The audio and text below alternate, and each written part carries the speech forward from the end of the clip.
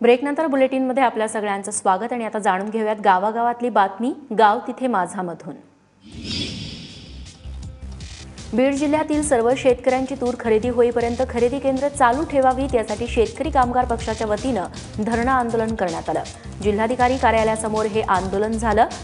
तूर खरेदी केंद्र बंद ठेवण्यात आल्यानं अनेक शेतकऱ्यांनी तूर आपल्या घरातच ठेवलेली आहे, त्यामुळे तूर खरेदी सुरू करावी अशी मागणी आता करण्यात येते आहे।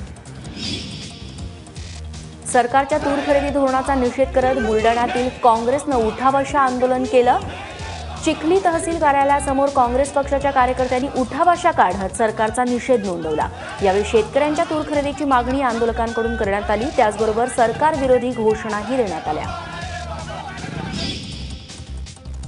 यवतमाळ जिल्ह्यातील दारव्हा बाजार समिती परिसरामध्ये 70 वर्षांच्या शकुंतला राजगुरे आपल्या तुरीची राखण करतायत। गेल्या 10 दिवसांपासून तूर खरेदी केंद्रावरती बारदाना नाही आणि तूर साठवायला गोदाम नाहीये, त्यामुळे शेतकऱ्यांना आपल्या तुरी सोबतच राहावं लागतंय।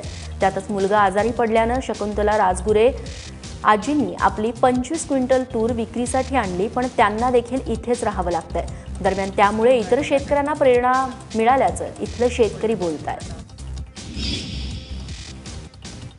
नाशिक जिल्हा बँकेत खातं असणाऱ्या शिक्षकांचे पगार अजून एक महिनाभर मिळणार नसल्याचं स्पष्ट झालंय, कारण 40 कोटी इतके चलन उपलब्ध नाही। शिवाय आरटीजीएसचा पर्याय स्वीकारला तरी त्यासाठी देखील जादा मनुष्यबळ नाही असं स्टेट बँकेनं म्हटलंय। पगारासाठी गेल्या गुरुवारी शिक्षकांनी गडकरी चौकात रास्ता रोको केलेला होता, त्यावेळी देखील बँकेकडून पैसे उपलब्ध नसल्याचं कारण देत पगारासाठी नकार दिला गेला। त्यामुळे आंदोलन करून पगार तर मिळालाच नाही। याउलट रास्ता रोको केल्याप्रकरणी 105 शिक्षकांवर मुंबई नाका पोलिसात गुन्हा नोंदवला गेलाय। गेल्या 6 महिन्यांपासून जिल्हा बँकेत खातं असलेल्या शिक्षकांचे पगार झालेले नाही आहेत। याशिवाय चेक सुद्धा क्लिअर होत नसल्यानं शिक्षक अडचणीत आलेत। पंढरपुरात आषाढी यात्रेची सगळी कामं 10 जूनपूर्वी पूर्ण करण्याचे आदेश जिल्हाधिकारी राजेंद्र भोसले यांनी दिले। काल या संदर्भात जिल्हाधिकाऱ्यांनी आढावा बैठकीचं आयोजन केलं होतं। या बैठकीत तीर्थक्षेत्र विकास निधीतून झालेल्या विकास कामांचा आढावा जिल्हाधिकाऱ्यांनी घेतला। यावेळी निवासी जिल्हाधिकारी प्रवीण देवरे यांच्यासह जिल्ह्यातील सर्व विभागांचे अधिकारी उपस्थित होते। रागाच्या भरात सासूनं चाकूनं सपासप वार करून सुनेची हत्या केल्याची धक्कादायक घटना रत्नागिरी जिल्ह्यातल्या चिपळूण तालुक्यात घडली आहे। परी करकाळे ही वालोपे देऊळवाडी परिसरामध्ये भाड्यानं घर घेऊन राहत होती। घटनेच्या वेळी आरोपी रेणुका ही रागाच्या भरात घरात शिरली आणि तिनं सुनेवरती 25 ते 30 वार केले। या हल्ल्यात परीचा जागीच मृत्यू झाला। अकोला जिल्ह्यातील मूर्तिजापूरमध्ये पोलिसांनी 20 लाखांची विदेशी दारू जप्त केली आहे। महामार्गावरील मोनिका बार आणि रेस्टॉरंटवरती पोलिसांनी छापा टाकला। या प्रकरणी बार मालकासह 4घांना अटक करण्यात आली आहे। महामार्गालगत दारू विक्रीला बंदी असताना अवैधपणे दारू विक्री होत असल्याची माहिती मिळताच पोलिसांनी ही कारवाई केली। पंढरपूर तालुक्यातल्या शेगाव दुमाला या भागामध्ये 40 लाख रुपये किमतीचा अवैध वाळूसाठा जप्त करण्यात आलाय। पोलीस आणि महसूल विभागानं मिळून ही कारवाई केली आहे। या कारवाईत तब्बल 1000 ब्रास वाळूसाठा जप्त करण्यात आलाय। शेगाव दुमाला या गावामध्ये घरोघरी बेकायदा वाळू उपसा होत असून रोज हजारो रुपयांच्या वाळूची चोरी होत असल्याची माहिती पोलिसांना मिळाली होती। त्यानुसार छापे टाकत गावभर असलेले वाळूचे साठे पोलिसांनी जप्त केले।